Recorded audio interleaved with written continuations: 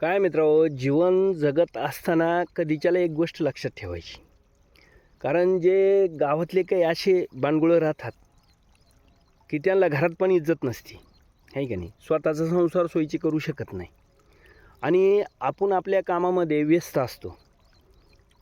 आपण आपलं ध्येय गाठण्याचा प्रयत्न करत असतो आणि त्यावेळेस हे लोकं काय करतात, किंवा मुद्दाम होऊन आपल्या खोडी काढायचा प्रयत्न करतात. पण अशा भांडगोळाच्या नादी लागून आहे ना मित्रांनो, आपला टाईम वेस्ट करायचा नाही. कारण त्यांना तेच पाहिजे असतं, की आपल्या नादी लागली पाहिजे. कारण एक तर त्यांनी त्यांचं वाटोळं केलेलं राहतं.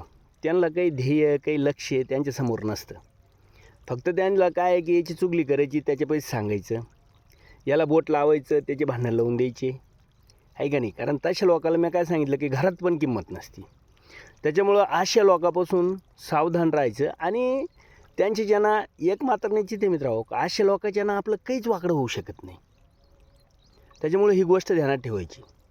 कारण आपल्याला नादी बी लागायचं ना, तर बरोबरीच्या लोकांच्या लागायचं आणि असे बांडगुळं आहे हे सोडून द्यायचे. यांचा विचार पण नाही करायचा.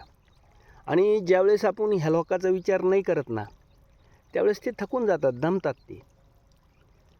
कारण आपल्याला 100% गॅरंटी असते, की यांना काही बी केलं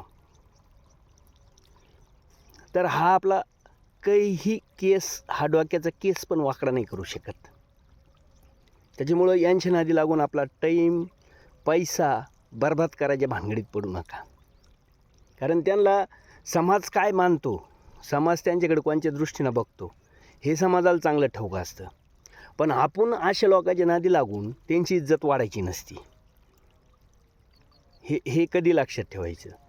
आणि जो प्रगती करतो ना मित्रांनो, आपल्या संसाराची म्हणा, आपल्या प्रपंचाची म्हणा, तर त्याच्यामागे ह्या गोष्टी चालू राहतात.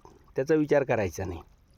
आपलं कामाची काम, आपलं ध्येय, आपलं लक्ष्य आणि आपल्या ध्येयापर्यंत पोहोचूपर्यंत मागं डुकूनसुद्धा पाहायचं नाही.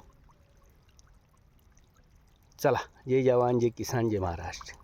व्हिडिओ आवडला मित्रांनो, तर व्हिडिओला सबस्क्राईबर करा, लाईक करा, शेअर करा. चला.